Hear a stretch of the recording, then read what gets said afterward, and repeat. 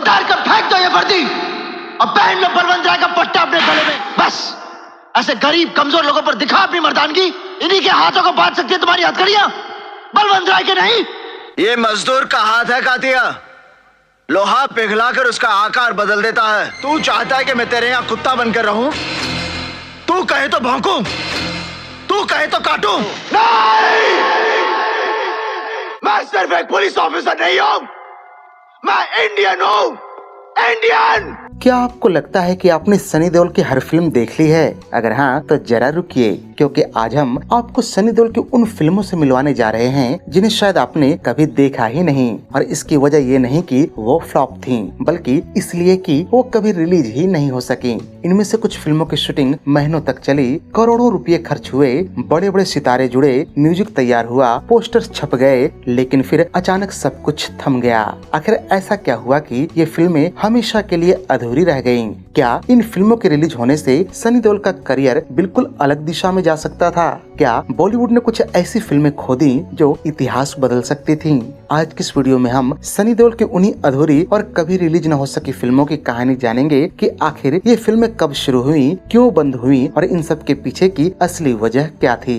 Video की शुरुआत करते हैं साल 1980 से, जब निर्माता, निर्देशक और अभिनेता ओपी रल्हन साहब ने अपनी जिंदगी की सबसे महत्वाकांक्षी फिल्म अशोका द ग्रेट बनाने की तैयारी कर रहे थे। उस समय यह परियोजना भारतीय सिनेमा की सबसे महंगी और भव्य फिल्मों में गिनी जा रही थी। रिपोर्ट्स के अनुसार इस फिल्म का बजट उस दौर के हिसाब से लगभग 20 करोड़ रुपए रखा गया था, जो अपने आप में एक रिकॉर्ड था। गौरतलब है कि इस फिल्म के लिए ओपी रल्हन किसी स्थापित सुपरस्टार के बजाय एक नए चेहरे को सम्राट अशोक के रूप में लॉन्च करना चाहते थे। उन्होंने देश भर से आवेदन मंगवाए और हजारों युवाओं ने ऑडिशन दिए। इन्हीं दावेदारों में आगे चलकर बॉलीवुड के बड़े सितारे बने जैकी श्रॉफ भी शामिल थे, जिन्होंने अपनी तस्वीर भेजकर ऑडिशन दिया था। इसी दौरान एक ऐसे अभिनेता को भी इस फिल्म में लॉन्च करने का प्रस्ताव दिया गया, जिसने बाद में हिंदी सिनेमा में अपनी अलग पहचान बनाई। खैर, ये ऑडिशन की प्रक्रिया अभी चली रही थी कि एक दिन रल्हन साहब धर्मजी से मिलने उनके घर पर गए, जहां उन्होंने पहली बार युवा सनी देओल को देखा और बस देखते रह गए।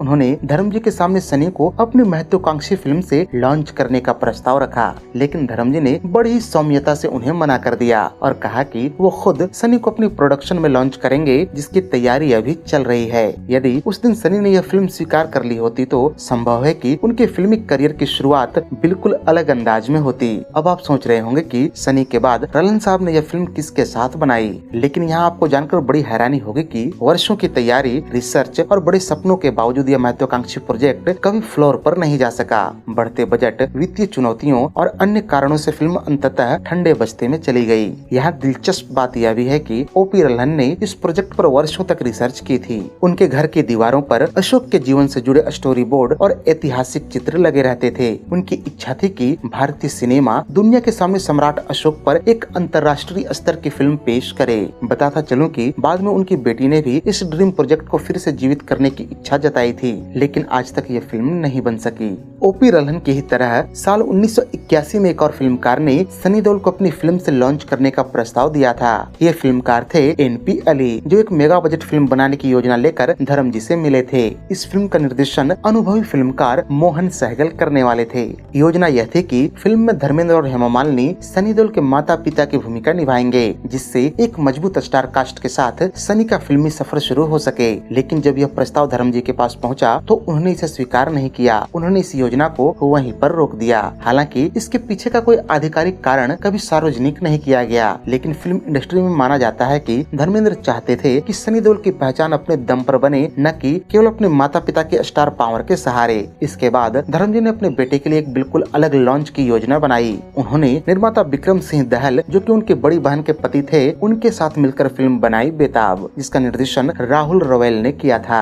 फिल्म में सनी देओल के साथ अमृता सिंह को भी लॉन्च किया गया। 1983 में रिलीज हुई यह फिल्म जबरदस्त तरीके से हिट हुई और सनी देओल रातों रात हिंदी सिनेमा के नए एक्शन और रोमांटिक स्टार बन गए। जब हम जवान होंगे, जाने कहाँ होंगे, लेकिन जहाँ होंगे वहाँ पर याद करेंगे, कुछ याद करेंगे।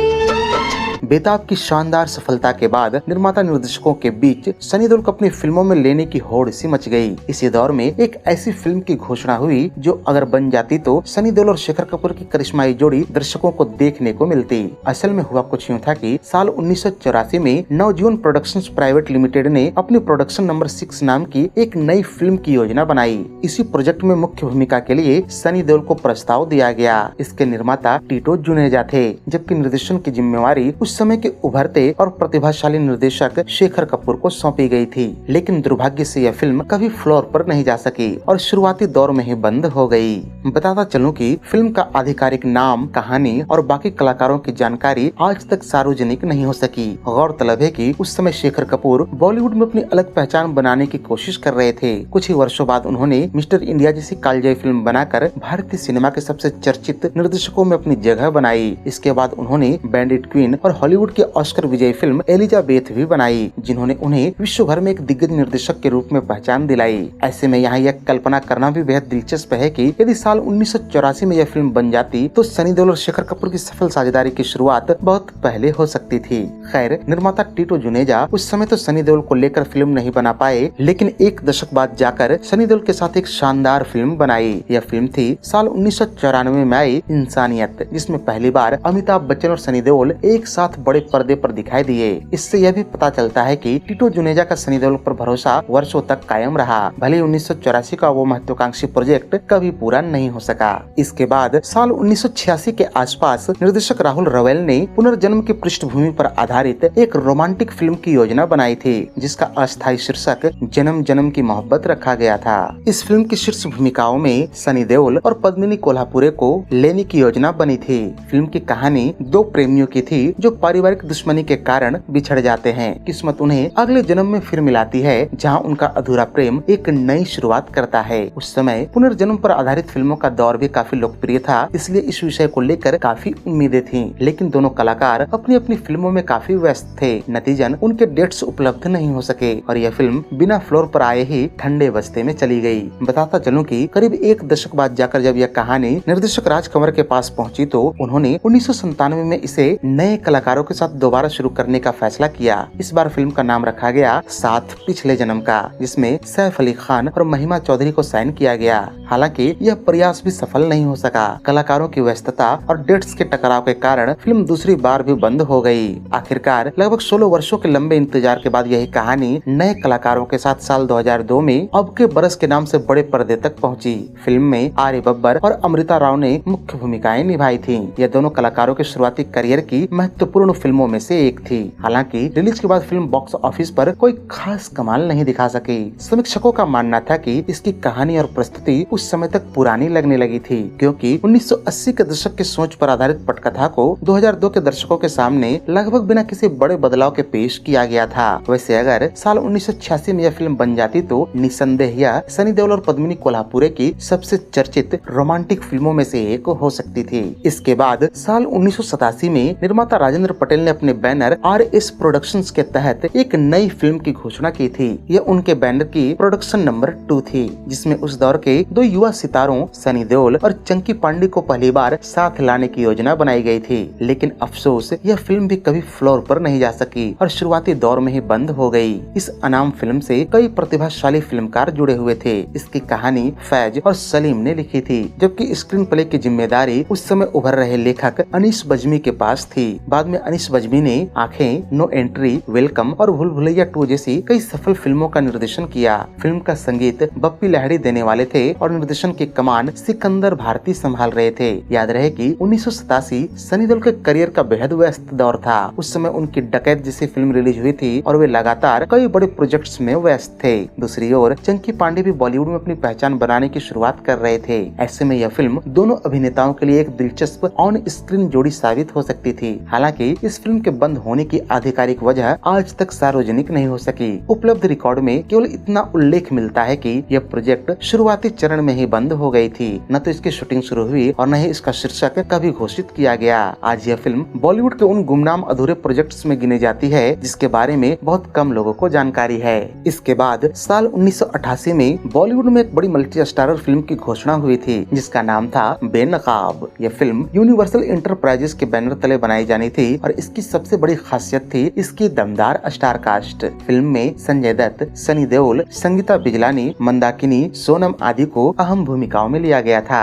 संगीत की जिम्मेदारी अनु मलिक को सौंपी गई थी जबकि निर्देशन पवन अरोड़ा करने वाले थे। वर्ष 1988 का दौर सनी देओल और संजय दत्त दोनों के करियर का बेहद अहम समय था। सनी देओल पाप की दुनिया और इंतकाम जैसी फिल्मों के जरिए एक्शन स्टार के रूप में अपनी मजबूत पहचान बना रहे थे। वहीं संजय दत्त भी लगातार बड़े प्रोजेक्ट्स का हिस्सा बन रहे थे। ऐसे समय में दोनों सितारों का एक ही फिल्म में आना दर्शकों के लिए किसी बड़े आकर्षण से कम नहीं था। यदि यह फिल्म पूरी हो जाती तो यह 1980 के दशक की सबसे चर्चित मल्टी स्टारर फिल्मों में गिनी जा सकती थी। संगीतकार अनु मलिक भी उस दौर में तेजी से अपनी पहचान बना रहे थे जिससे फिल्म के संगीत को लेकर भी काफी बड़ी उम्मीदें थीं। हालांकि तमाम बड़े नामों के बावजूद बेनकाब नाम की यह फिल्म कभी फ्लोर पर नहीं जा सकी। उपलब्ध रिकॉर्ड में इसके बंद होने की कोई आधिकारिक वजह दर्ज नहीं है। न तो इसकी शूटिंग पूरी हो पाई और न ही फिल्म रिलीज तक पहुंच सकी। यही कारण है कि इसकी कहानी, किरदारों और कथानक के बारे में भी बहुत कम जानकारी सार्वजनिक रूप से उपलब्ध है। साल 1989 में निर्माता निर्देशक केतन आनंद ने अपने बैनर मॉनसून फिल्म्स के तहत एक नई फिल्म की घोषणा की जिसे फिलहाल मॉनसून फिल्म्स प्रोडक्शन नंबर 1 के नाम से जाना जाता है। इस फिल्म में सनी देओल और नसीरुद्दीन शाह को मुख्य भूमिकाओं में लिया गया था। पटकथा और संवाद की जिम्मेदारी मशहूर लेखक अख्तर रोमानी को सौंपी गई थी जबकि संगीत देने वाले थे बप्पी लाहिड़ी। दुर्भाग्य से यह महत्वाकांक्षी प्रोजेक्ट कभी बन ही नहीं पाया और शुरुआती दौर में ही ठंडे बस्ते में चला गया। वैसे इस फिल्म की सबसे बड़ी खासियत इसकी स्टार कास्ट थी। याद रहे कि 1989 वही साल था जब सनी देओल और नसीरुद्दीन शाह ने राजीव राय की ब्लॉकबस्टर फिल्म त्रिदेव में काम किया था और उनकी जोड़ी को दर्शकों ने काफी पसंद किया। ऐसे में यदि केतन मेहता की यह फिल्म बन जाती तो यह दोनों कलाकारों की एक और यादगार फिल्म बन सकती थी। हालांकि उपलब्ध रिकॉर्ड में इस बात का कोई आधिकारिक उल्लेख नहीं मिलता कि फिल्म क्यों बंद हुई। न तो इसका शीर्षक सार्वजनिक किया गया, न ही इसकी कहानी या अन्य कलाकारों की जानकारी सामने आई। ऐसा माना जाता है कि यह प्रोजेक्ट प्री प्रोडक्शन या शुरुआती विकास चरण से आगे नहीं बढ़ सका था। इसके 3 सालों बाद 1992 में दर्शकों को एक ऐसी मल्टी स्टारर फिल्म देखने को मिल सकती थी जो अगर बनकर रिलीज हो जाती तो उस दौर की सबसे चर्चित फिल्मों में गिनी जाती। इस फिल्म का नाम था बॉडीगार्ड जिसे MKD फिल्म्स कंबाइंस के बैनर तले बनाया जा रहा था। फिल्म में सनी देओल, अनिल कपूर और पाकिस्तानी अभिनेत्री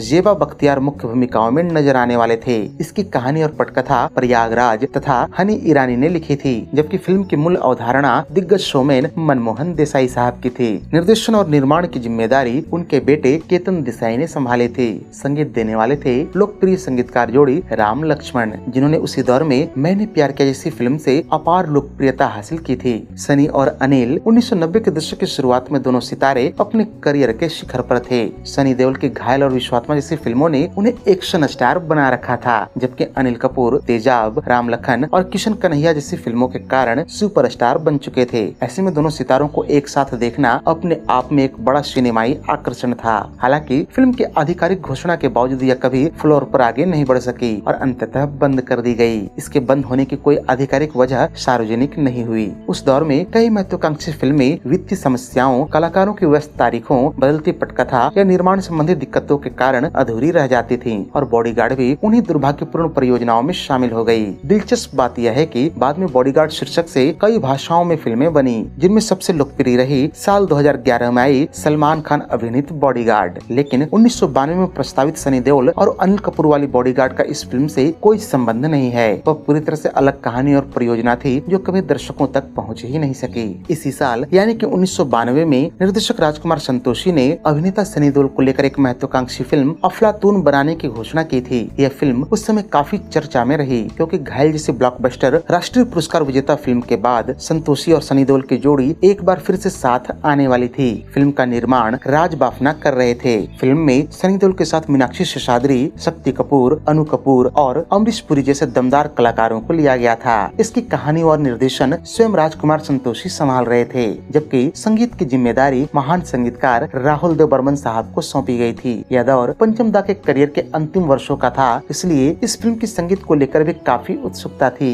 1990 के दशक की शुरुआत में सनी देओल और राजकुमार संतोषी की जोड़ी बॉलीवुड की सबसे सफल जोड़ियों में गिनी जाती थी। घायल के अभूतपूर्व सफलता के बाद दर्शकों को उनकी अगली फिल्म का बेसब्री से इंतजार था। ऐसे में अफलातून की घोषणा ने फिल्म व्यापार और दर्शकों के बीच उत्साह पैदा कर दिया। हालांकि शुरुआती तैयारियों और स्टार कास्ट तय होने के बावजूद यह फिल्म कभी फ्लोर पर नहीं जा सकी। उपलब्ध जानकारियों के अनुसार परियोजना को बीच में ही बंद कर दिया गया था। इसके बंद होने की कोई आधिकारिक वजह कभी सार्वजनिक नहीं की गई, लेकिन उस दौर में कई फिल्में वित्तीय समस्याओं, कलाकारों की व्यस्त तारीखों, स्क्रिप्ट में बदलाव और निर्माण संबंधी कारणों से अधूरी रह जाती थीं। अफलातून भी उन्हीं महत्वाकांक्षी लेकिन अधूरी फिल्मों में शामिल हो गई। इस फिल्म से जुड़ा एक और दिलचस्प तथ्य यह भी है कि बाद में अफलातून शीर्षक का उपयोग 1997 में रिलीज हुई एक अलग फिल्म के लिए किया गया, जिसमें अक्षय कुमार, उर्मिला मातोंडकर और अनुपम खेर साहब मुख्य भूमिकाओं में नजर आए थे। बताता चलूं कि इस फिल्म का 1992 में प्रस्तावित सनी देओल वाली अफलातून से कोई संबंध नहीं था। दोनों फिल्मों की कहानी, कलाकार और निर्माता पूरी तरह से अलग थे। वैसे अगर यह फिल्म बनकर रिलीज होती तो संभव है कि सनी देओल और राजकुमार संतोषी की सफल साझेदारी को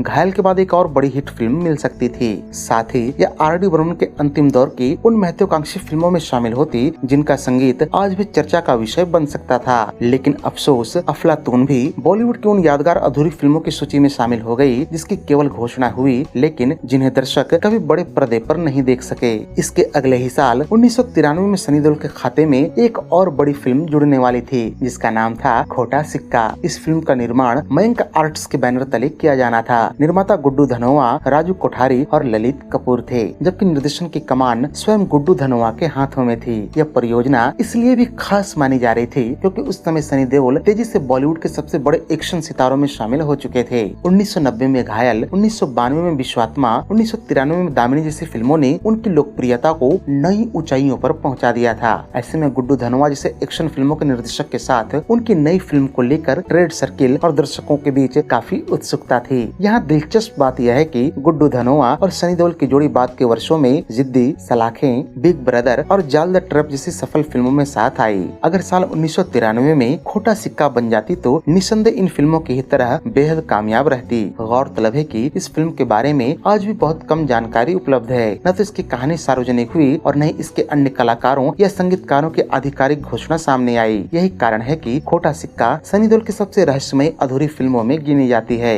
इसके बाद साल 1995 में एक और महत्वाकांक्षी फिल्म की घोषणा हुई जिसका नाम था आलमगीर। इस फिल्म में सनी देओल और रवीना टंडन की जोड़ी को पहली बार साथ लाने की योजना बनाई गई थी। फिल्म का निर्माण और निर्देशन मेहुल कुमार करने वाले थे, जबकि संगीत की जिम्मेदारी अनु मलिक को सौंपी गई थी। उस समय मेहुल कुमार हिंदी सिनेमा के सफल निर्देशकों में गिने जाते थे। उन्होंने क्रांतिवीर जैसी सुपरहिट और राष्ट्रीय पुरस्कार विजेता फिल्म देकर अपनी अलग पहचान बनाई थी। क्रांतिवीर की शानदार सफलता के बाद उनकी अगली फिल्मों को लेकर फिल्म इंडस्ट्री में काफी उत्साह था। ऐसे में आलमगीर को भी एक बड़े बजट और बड़े सितारों वाली फिल्म माना जा रहा था। दूसरी ओर 1995 तक सनी देओल एक्शन फिल्मों के सबसे बड़े सितारों में शामिल हो चुके थे। घायल, विश्वात्मा और दामिनी जैसे फिल्मों के कारण उनकी लोकप्रियता लगातार बढ़ रही थी। वहीं रवीना टंडन भी दिव्य शक्ति, क्षत्रिय, दिलवाले और लाडला जैसी सफल फिल्मों के बाद अपने करियर के सुनहरे दौर में थी। इसलिए इस नई जोड़ी को लेकर दर्शकों और ट्रेड सर्किल में काफी उत्सुकता थी। हालांकि शुरुआती घोषणा के बाद आलमगीर कभी फ्लोर पर नहीं जा सकी। उपलब्ध जानकारी के अनुसार फिल्म को शुरू होने से पहले ही बंद कर दिया गया। इसके बंद होने का कोई आधिकारिक कारण सार्वजनिक नहीं किया गया। दिलचस्प बात यह है कि बाद के वर्षों में सनी देओल और रवीना टंडन ने अलग अलग फिल्मों में अपनी सफलता जारी रखी, लेकिन आलमगीर के रूप में उनकी संभावित जोड़ी कभी दर्शकों के सामने आ नहीं सकी। यदि यह फिल्म बनती तो मेहुल कुमार के दमदार सामाजिक और एक्शन शैली तथा सनी देओल के आक्रामक अभिनय का एक अनोखा मेल देखने को मिल सकता था। इसी साल यानी कि 1995 में ही बॉलीवुड में एक ऐसी फिल्म की घोषणा हुई जो अगर पूरी होकर रिलीज हो जाती तो उस समय की सबसे चर्चित मल्टी स्टारर फिल्मों में शामिल हो सकती थी। बीएमबी प्रोडक्शंस के बैनर तले बनने वाली इस फिल्म का नाम कभी आधिकारिक तौर पर घोषित नहीं किया गया, लेकिन इसके स्टार कास्ट और तकनीकी टीम को देखकर अंदाजा लगाया जा सकता है कि ये एक बड़े स्तर की परियोजना होने वाली थी। फिल्म में सनी देओल मुख्य भूमिका में दिखने वाले थे। उनके साथ रवीना टंडन, पुनीत इस्सर, शरद सक्सेना और ओम पुरी जैसे दमदार कलाकारों को लिया गया था। गीत लिखने की जिम्मेदारी प्रसिद्ध गीतकार व लेखक जावेद अख्तर साहब के पास थी, जबकि संगीत आदिश श्रीवास्तव देने वाले थे। फिल्म के निर्माता केसी बोकाडिया और निर्देशक प्रियदर्शन होने वाले थे। यह परियोजना कई मायनों में बेहद खास थी। एक और केसी बोकाडिया 1990 के दशक के सबसे सक्रिय और सफल निर्माताओं में गिने जाते थे। उन्होंने तेरी मेहरबानियां, प्यार झुकता नहीं, आज का अर्जुन अर्जुन, फूल बने अंगारे और लाल बादशाह जैसी कई बड़ी व्यावसायिक फिल्मों का निर्माण कर चुके थे। दूसरी ओर प्रियदर्शन दक्षिण भारतीय सिनेमा में अपनी सफल फिल्मों के लिए पहले ही प्रसिद्ध हो चुके थे और धीरे धीरे हिंदी सिनेमा में अपनी मजबूत पहचान बना रहे थे। ऐसे में सनी देओल जैसे बड़े एक्शन स्टार के साथ उनका यह प्रोजेक्ट इंडस्ट्री में चर्चा का विषय बन गया था। दुर्भाग्यवश फिल्म की घोषणा और शुरुआती तैयारियों के बाद यह परियोजना आगे नहीं बढ़ सकी। उपलब्ध जानकारी के अनुसार फिल्म कभी फ्लोर पर नहीं जा पाई और बिना किसी आधिकारिक घोषणा के ठंडे बस्ते में चली गई। इसके बंद होने का कारण आज तक सार्वजनिक नहीं किया गया। माना जाता है कि उस दौर में कई महत्वाकांक्षी फिल्में वित्तीय समस्याओं, कलाकारों की तारीखों, स्क्रिप्ट में बदलाव या निर्माण संबंधी कठिनाइयों के कारण अधूरी रह जाती थी। अगर यह फिल्म बनकर रिलीज होती तो संभवतः यह सनी देओल और प्रियदर्शन के सहयोग की पहली फिल्म होती। दिलचस्प बात यह है कि बाद के वर्षों में प्रियदर्शन ने कॉमेडी और पारिवारिक फिल्मों के जरिए हिंदी सिनेमा में अलग पहचान बनाई, जबकि सनी देओल ने एक्शन फिल्मों में अपना दबदबा कायम रखा। आज इस फिल्म का न तो कोई आधिकारिक शीर्षक उपलब्ध है और न ही इसकी कहानी से जुड़ी कोई प्रमाणिक जानकारी सामने आई है। फिर भी इसकी स्टार कास्ट और तकनीकी टीम को देखते हुए यह साफ है कि अगर यह फिल्म बन जाती तो 1990 के दशक की सबसे चर्चित फिल्मों में शामिल हो जाती। इसके 2 सालों बाद 1997 में विजेता फिल्म्स के बैनर तले एक बेहद महत्वाकांक्षी फिल्म की घोषणा की गई थी, जिसका नाम था लंदन। इस फिल्म की सबसे बड़ी खासियत यह थी कि इसमें पहली बार सनी देओल और बॉबी देओल सगे भाइयों के रूप में एक साथ मुख्य भूमिकाओं में नजर आने वाले थे। फिल्म में उनके साथ करिश्मा कपूर को भी अहम भूमिका के लिए चुना गया था। इस फिल्म को धर्मेंद्र साहब प्रस्तुत करने वाले थे, जबकि लेखन व निर्देशन की जिम्मेदारी ब्रिटिश भारतीय फिल्म मेकर गुरिंदर चड्ढा के हाथों में थी। फिल्म की सहायक स्टार कास्ट भी बेहद मजबूत थी। इसमें दारा सिंह, सईद जाफरी, जोहरा सहगल, रीमा लागू, राज जुत्सी, हरीश पटेल और विशेष भूमिका में परमीत सेठी को शामिल किया गया था। संगीत की जिम्मेदारी युवा संगीतकार विशाल भारद्वाज को सौंपी गई थी, जो आगे चलकर हिंदी सिनेमा के सबसे सम्मानित संगीतकार और फिल्मकार बने। उस समय बॉबी देओल ने हाल ही में बरसात से सफल शुरुआत की थी, जबकि सनी देओल घातक, जीत और जिद्दी जैसी फिल्मों के कारण सुपरस्टार बन चुके थे। ऐसे में देओल परिवार के दोनों बेटों को पहली बार एक साथ देखने के लिए दर्शकों में जबरदस्त उत्साह था। यही वजह थी कि लंदन उस समय फिल्म ट्रेड की सबसे चर्चित घोषणाओं में से एक बन गई थी। बताया जाता है कि फिल्म की कहानी ब्रिटेन में बसे भारतीय परिवार और प्रवासी भारतीयों की जिंदगी के इर्द गिर्द घूमने वाली थी। गुरिंदर चड्ढा की फिल्मों की तरह इसमें भारतीय संस्कृति, पारिवारिक रिश्तों और विदेश में रहने वाले भारतीयों की पहचान जैसे विषयों को आधुनिक अंदाज में पेश करने की योजना थी। हालांकि फिल्म की पूरी कहानी कभी आधिकारिक रूप से सार्वजनिक नहीं की गई। दुर्भाग्यवश शुरुआती घोषणा, कलाकारों के चयन और तैयारियों के बावजूद यह फिल्म कभी फ्लोर पर नहीं जा सकी। परियोजना को बिना किसी आधिकारिक कारण के बंद कर दिया गया। माना जाता है कि उस समय अंतर्राष्ट्रीय स्तर पर इस तरह की फिल्म को वित्तीय और निर्माण संबंधी चुनौतियों का सामना करना पड़ा, जिसके कारण इसे आगे नहीं बढ़ाया जा सका। इसके बाद साल 2000 में ब्रार प्रोडक्शंस के बैनर तले एक बड़े एक्शन प्रोजेक्ट की घोषणा की गई थी, जिसका नाम था इंडियाज मोस्ट वांटेड। इस फिल्म में मुख्य भूमिका के लिए सनी देओल को चुना गया था। उस समय सनी देओल बॉलीवुड के सबसे बड़े एक्शन स्टार में शुमार हो गए थे और उनकी फिल्मों का दर्शकों को बेसब्री से इंतजार रहता था। फिल्म की पटकथा मशहूर लेखक दिलीप शुक्ला लिख रहे थे, जिन्होंने घायल, दामिनी और घातक जैसी कई सफल फिल्मों के संवाद और पटकथा लिखकर अपनी अलग पहचान बनाई थी। गीतों की जिम्मेदारी प्रसिद्ध गीतकार समीर साहब को सौंपी गई थी, जबकि संगीत देने वाले थे हिमेश रेशमिया, जो उस समय बतौर संगीतकार बॉलीवुड में तेजी से अपनी जगह बना रहे थे। इस फिल्म का निर्माण बूटा सिंह शाद कर रहे थे, जबकि निर्देशन की कमान राहुल रवेल के हाथों में थी। साल 2000 का दौर सनी देओल के करियर में भी बेहद महत्वपूर्ण था। घायल, घातक, जिद्दी, बॉर्डर और अर्जुन पंडित जैसी फिल्मों की सफलता के बाद दर्शक उनसे एक और दमदार एक्शन फिल्म की उम्मीद कर रहे थे। इंडियाज मोस्ट वांटेड शीर्षक भी ये संकेत देता था कि फिल्म देश के सबसे बड़े अपराधी, आतंकवादी या किसी हाई प्रोफाइल मिशन पर आधारित एक एक्शन थ्रिलर हो सकती है।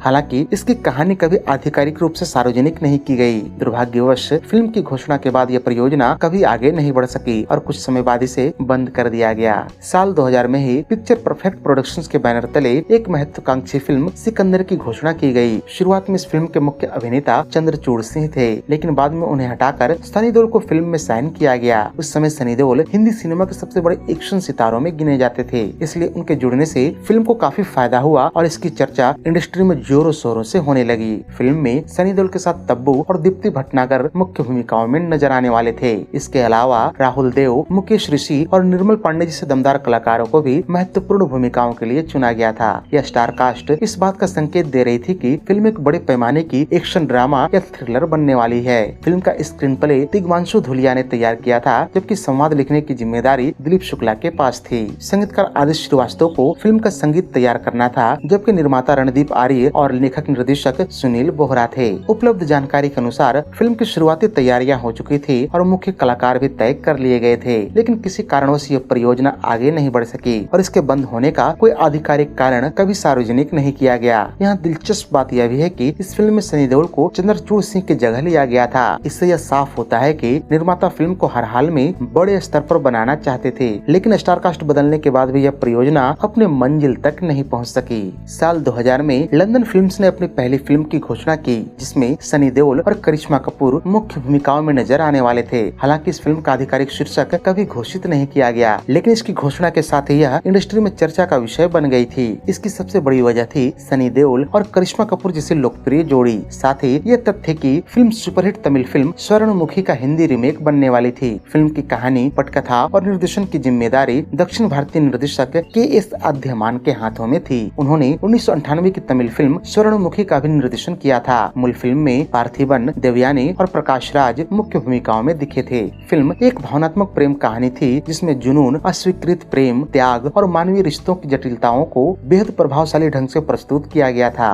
तमिल संस्करण को समीक्षकों और दर्शकों दोनों से शानदार प्रतिक्रिया मिली थी। इसके बाद इसके हिंदी रीमेक की योजना बनाई गई थी। इस हिंदी संस्करण के संवाद सुतानु गुप्ता लिख रहे थे, जबकि संगीत की जिम्मेदारी उस दौर की लोकप्रिय जोड़ी जतिन ललित को सौंपी गई थी। हालांकि शुरुआती घोषणा के बाद यह परियोजना आगे नहीं बढ़ सकी। उपलब्ध जानकारी के अनुसार फिल्म कभी फ्लोर पर नहीं जा पाई और बिना किसी आधिकारिक कारण से बंद कर दी गई। इसके बाद साल 2003 से 2005 के बीच हिंदी सिनेमा में एक ऐसी महत्वाकांक्षी फिल्म की चर्चा थी जो अगर बन जाती तो भारतीय फिल्म इतिहास का सबसे बड़ा सिनेमाई प्रोजेक्ट साबित हो सकती थी। यह थी निर्देशक राजकुमार संतोषी की महाभारत, जिसे 2 भागों में बनाने की योजना थी। इस परियोजना के निर्माता प्रसिद्ध मीडिया उद्योगपति रामोजी राव थे, जबकि इसका निर्माण रामोजी फिल्म्स के बैनर तले किया जाना था। इस फिल्म की सबसे बड़ी खासियत इसकी अभूतपूर्व स्टार कास्ट थी। अमिताभ बच्चन को भीष्म पितामह, सनी देओल को कर्ण, संजय दत्त को दुर्योधन, अजय देवगन को भगवान श्री कृष्ण, अर्जुन रामपाल को अर्जुन और ऐश्वर्या राय को द्रौपदी के किरदार के लिए चुना गया था। इतनी बड़ी स्टार कास्ट को एक ही फिल्म में लाने की योजना उस समय अपने आप में ऐतिहासिक मानी जा रही थी। निर्देशक राजकुमार संतोषी का मानना था कि महाभारत को एक साधारण फिल्म की तरह नहीं बल्कि विश्व स्तरीय महाकाव्य के रूप में प्रस्तुत किया जाना चाहिए। इसलिए इसे 2 भागों में बनाने की योजना तैयार की गई थी, ताकि महाभारत की विशाल कथा और उसके पात्रों के साथ न्याय किया जा सके। फिल्म की संगीत की जिम्मेदारी ऑस्कर विजयी संगीतकार A.R. रहमान को सौंपी गई थी। उस समय रहमान लगान, दिल से, ताल, साथियां और स्वदेश जैसी फिल्मों के शानदार संगीत के कारण अंतर्राष्ट्रीय स्तर पर अपनी पहचान बना चुके थे। इसलिए इस फिल्म का संगीत भी इसकी सबसे बड़ी खासियतों में से एक माना जा रहा था। बताया जाता है कि इस परियोजना के लिए शुरुआती स्तर पर कई बैठकें हुई और कलाकारों के नाम भी लगभग तय हो चुके थे। फिल्म का बजट उस समय के हिसाब से बेहद बड़ा माना जा रहा था। यह भारतीय सिनेमा की सबसे महंगी फिल्मों में से एक बनने वाली थी और इसके लिए अत्याधुनिक विजुअल इफेक्ट्स तथा विशाल सेट्स की योजना बनाई गई थी। हालांकि इतनी बड़ी योजना होने के बावजूद यह फिल्म कभी फ्लोर पर नहीं जा सकी। मीडिया रिपोर्ट्स के अनुसार अत्यधिक बजट, इतने बड़े कलाकारों की तारीखें एक साथ तय न हो पाना, निर्माण की जटिलताएं और रचनात्मक मतभेद जैसी वजहों से परियोजना आगे नहीं बढ़ सकी। अंततः यह महत्वाकांक्षी सपना अधूरा रह गया। इस फिल्म का सबसे चर्चित पहलू सनी देओल का कर्ण बनना था। सनी देओल की दमदार आवाज, प्रभावशाली व्यक्तित्व और वीरता से भरपूर स्क्रीन इमेज को देखते हुए यह माना जा रहा था कि वे कर्ण के किरदार के लिए बेहद उपयुक्त साबित होते। वहीं अमिताभ बच्चन को भीष्म पितामह और संजय दत्त को दुर्योधन के रूप में देखने की उत्सुकता भी दर्शकों में काफी थी। अगर यह फिल्म बनती तो संभवतः भारतीय सिनेमा की सबसे बड़ी पौराणिक फिल्मों में इसका नाम दर्ज होता, लेकिन दुर्भाग्यवश यह परियोजना केवल कागजों तक ही सीमित रह गई। इन्हीं दिनों साल 2004 में सनी देओल के करियर से जुड़ी एक ऐसी फिल्म की चर्चा हुई जो अगर बन जाती तो उनके करियर की सबसे दमदार पुलिस एक्शन फिल्मों में शामिल हो सकती थी। यह फिल्म थी तमिल ब्लॉकबस्टर काका काका का हिंदी रीमेक, जिसका निर्देशन मूल फिल्म के निर्देशक गौतम वासुदेव मेनन ही करने वाले थे। जुलाई 2004 में खबर आई कि गौतम मेनन ने हिंदी रीमेक के निर्देशन के लिए सहमति दे दी है और फिल्म में मुख्य भूमिका के लिए सनी देओल को चुना गया है। सबसे दिलचस्प बात यह थी कि स्वयं गौतम मेनन ने बताया कि उन्होंने इस कहानी का मूल विचार लगभग 5 साल पहले सनी देओल को ध्यान में रखकर तैयार किया था।